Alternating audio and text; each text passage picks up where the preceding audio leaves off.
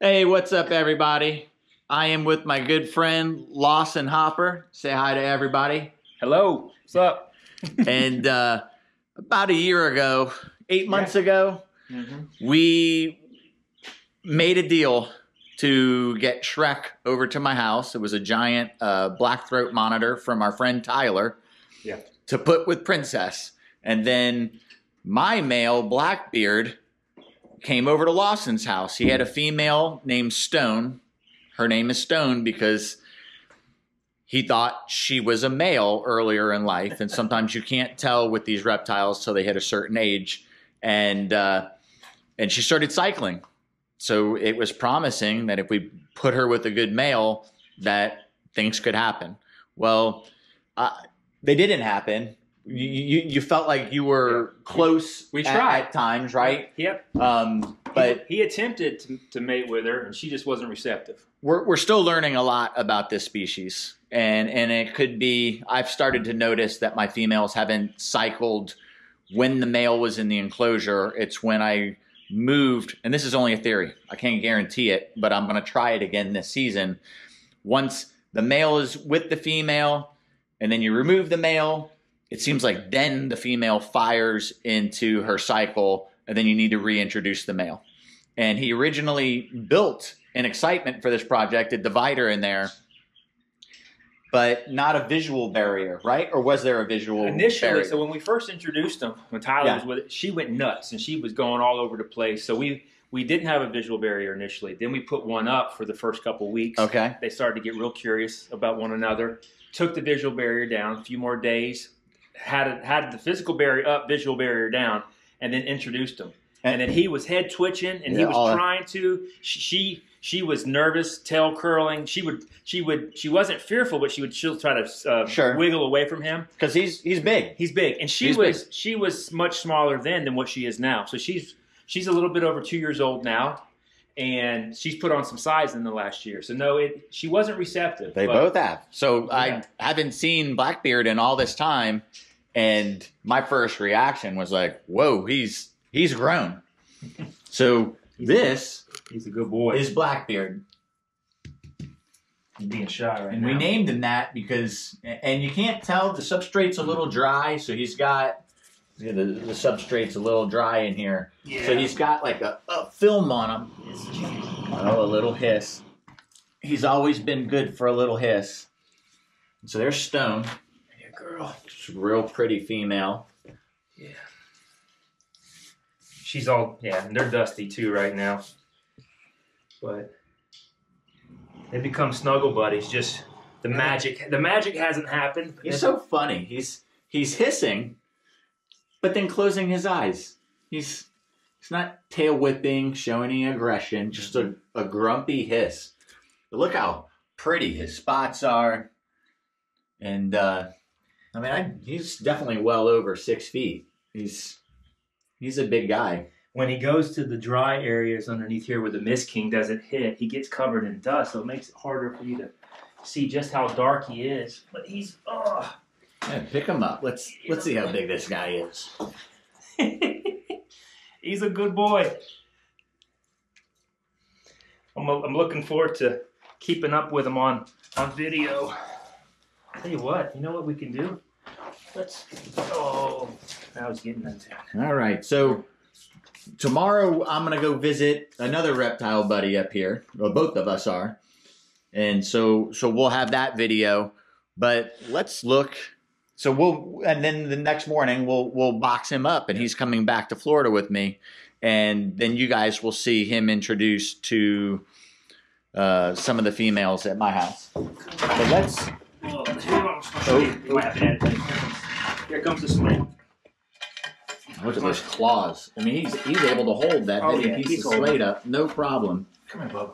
Here, I'm gonna show you. He knows. I'm gonna bring him out. Okay.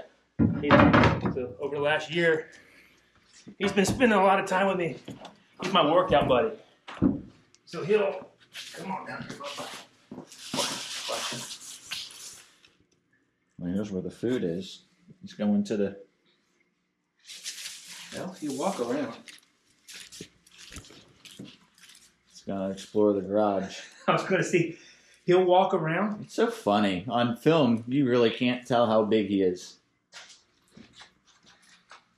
He'll go around the garage. I'll be getting a lift in. Now you can see how dark he is against the contrast of that floor. He is a very dark black throat. He is like black. And when he's done just walking around exploring, he'll go right back up. He'll take the steps and he'll go right back to the enclosure on his own. Close the door to the other room. All right. So we're going to let him have his outside walk around time. But Lawson's got some other cool animals here that he was showing me before. And I was like, oh, calm down. Let's put this on film.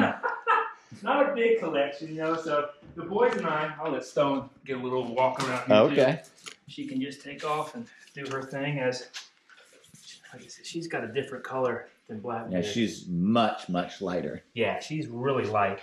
You know, there's been talk about, you know, Tanzania locality versus Congo and where they're getting the recent years batch out of. Because I would have no doubt she was probably farm bred. So who knows? I think, didn't they close Tanzania down? I don't know. So I'd love to know more about locality. He's taking off around here somewhere. All right, we'll get some snakes. So not a lot of large collection. So the boys and I have 3 sons, and for years we did mostly herping. I'm one of these guys. I love herps, but I love going out and herping and doing the photography side of things as much as the keeping. So it's an equal passion. So we have a small collection. You can hear Blackbeard doing his thing over there. Just 6 snakes and. What's your Instagram again? Herping Hopper Boys. Okay. Because I'll make sure Tom puts a link for okay, yeah, that's cool. Yeah, just mostly photography on there.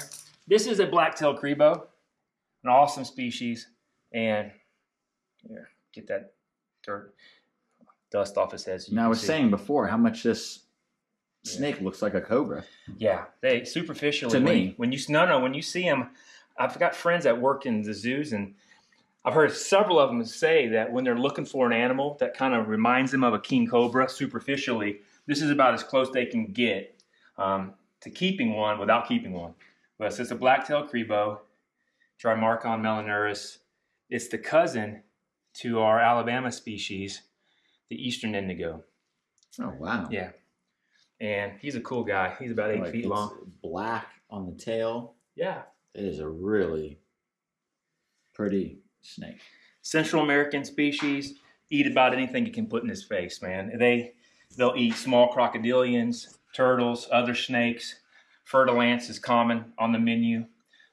Here it's mostly quail and rodents. Okay. Keep it a lot of birds, and try to feed them conservatively. You see them fat. You see them looking like stuffed sausages in captivity a lot. They'll eat, and eat. I mean, they never stop eating. So they'll never refuse hardly. It's kind of like me. Yeah.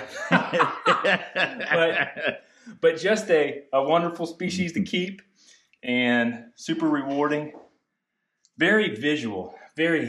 He's an active diurnal species. So when I'm in here, you know, just moving around the garage, he's constantly keeping an eye on me. So there's some say that they're a little bit more intelligent than your average snake species. Sometimes the ability to differentiate between prey item and hand is there. I feel like I see that. How long is the snake? He is right around 8. Around 8 feet? Yeah, right around 8. And blacktails have a good reputation as far as temperament goes. Blackbeard's just trucking. Oh, yeah. Now, if I let the Crebo out now, he wouldn't be the top predator anymore with Blackbeard back there. He'd make quick work of them. But so awesome species to keep.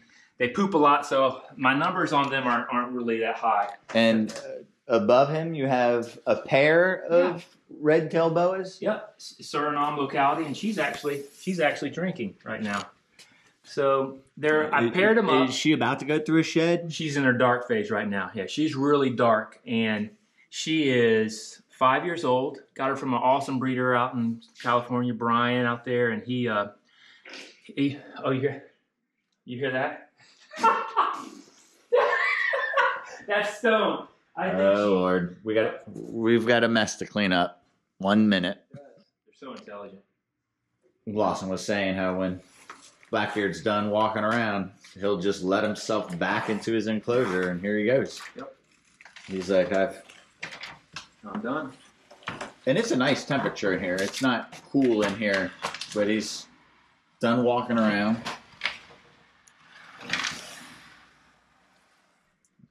And he's just letting himself back in. He knows where home is. Now, that's awesome. That's how you know your animal is happy with the enclosure you've provided him. Yeah, yeah. When they choose to go back into their enclosure. And that's what he does. Stone will do it from upstairs. So he's a little bit... She made quite a mess in his garage. Yeah, she lit up the corner there. Here's just a Suriname, about a 5-year female. We don't have many. She's one of 2 Surinames we have. She's kind of in her dark phase of her shed cycle. Oh yeah, her eyes are blue. Yeah. Right now.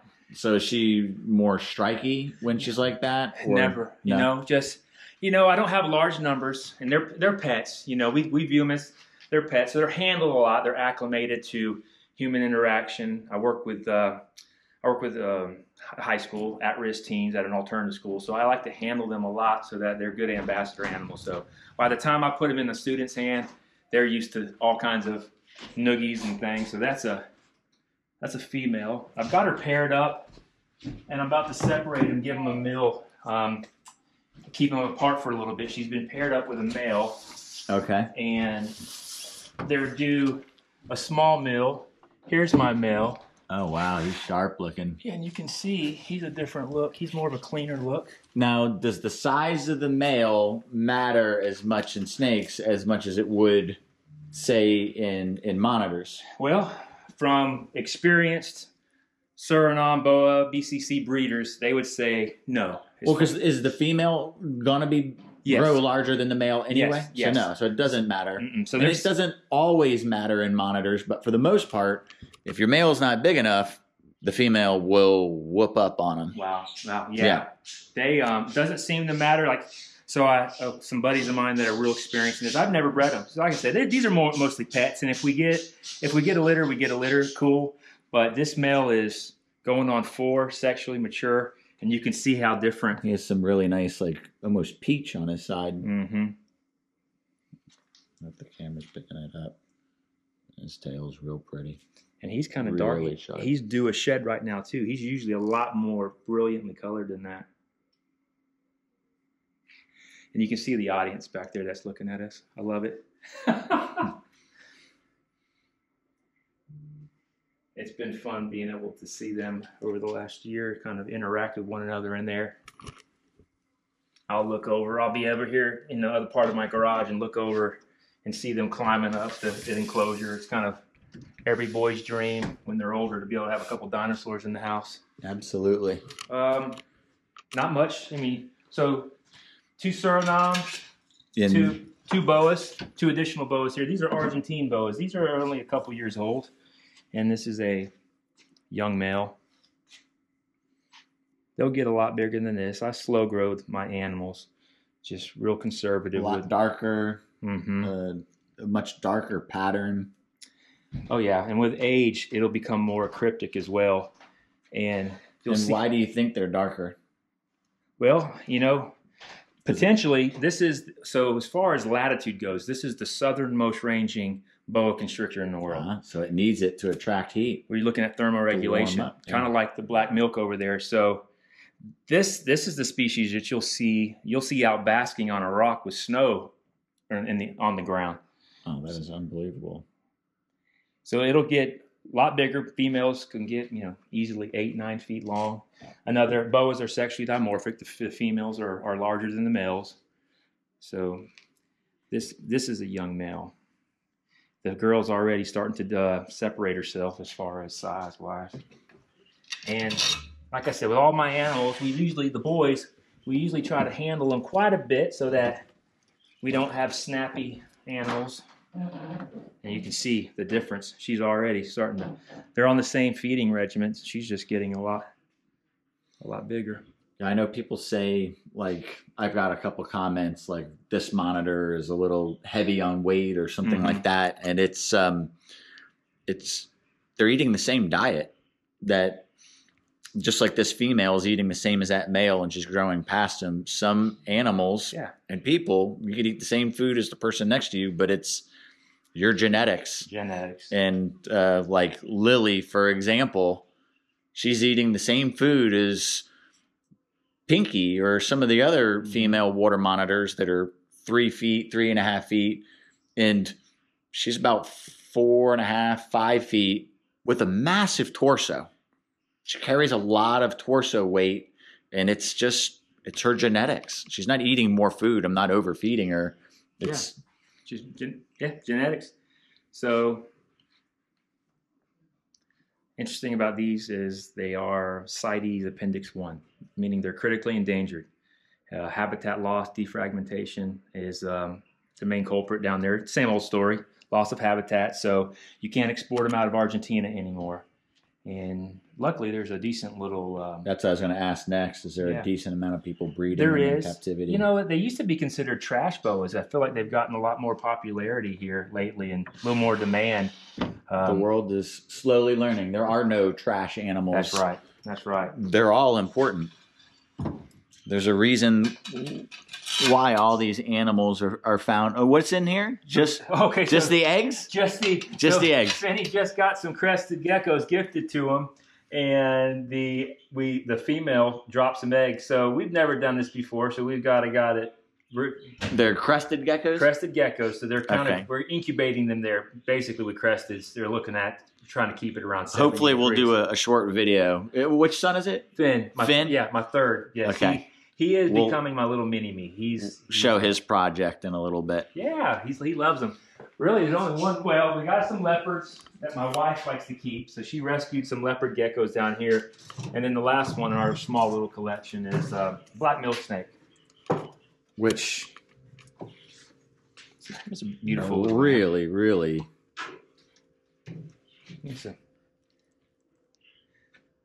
There you go. This is basically it's related. It's the cousin of our kings, Lamprepeltis. This is, I think, Lamprepeltis triangulum gagiae, or however you pronounce that Latin there. I wouldn't know. But it starts tricolored, and this is a montane species in Central America. You see them in elevation 6,000, 7,000, 8,000 feet.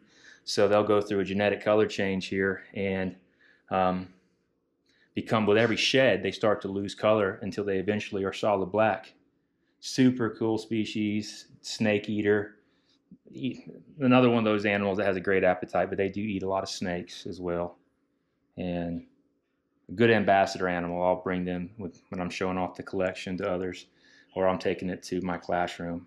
I'll bring them because you got an animal. That's beautiful. Mm-hmm. That high gloss black.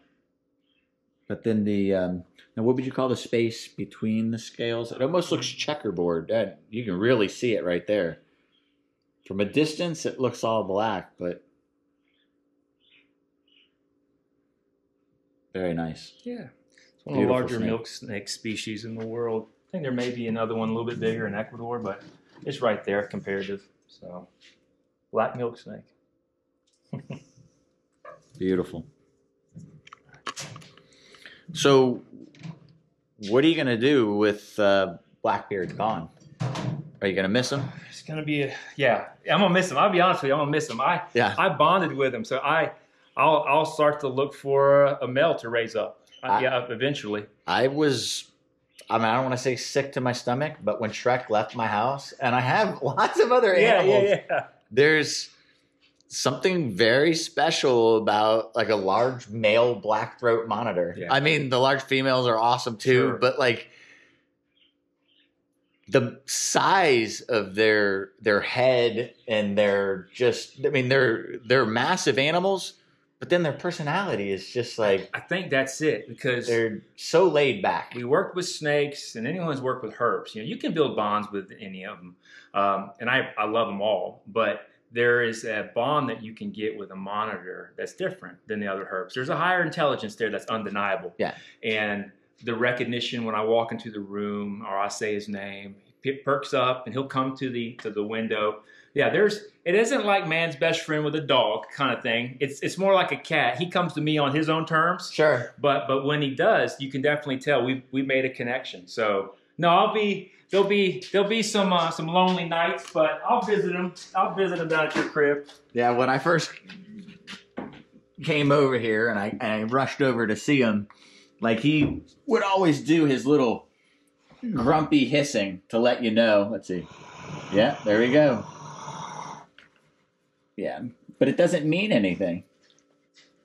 No. He's still closing his eyes. He still comes out to hang out with you. I mean, it's not quite like Shrek, but it's massive, massive claws. Huge. He's a big boy. Well, I can't thank Lawson enough for taking such good care of my animal. I know it means a lot to know that someone's going to care for something the same way you would. And really, he's coming back to me looking better than when you got him. It's I'm very excited. Very excited. It was a blessing having them, man. They're amazing creatures. I really enjoyed them. Very cool. All right, more to come with Blackbeard, and thank you for everything. Yeah, brother. Awesome. And we'll do more with Lawson in the future. Look forward to it. And a short coming up with Finn. Okay. Yeah, we'll do that shortly. The crest is awesome. All right, everybody. Thank you for joining me. Thanks for watching, everyone. Please don't forget to like, comment, share, subscribe, and ring the notification bell. See you soon.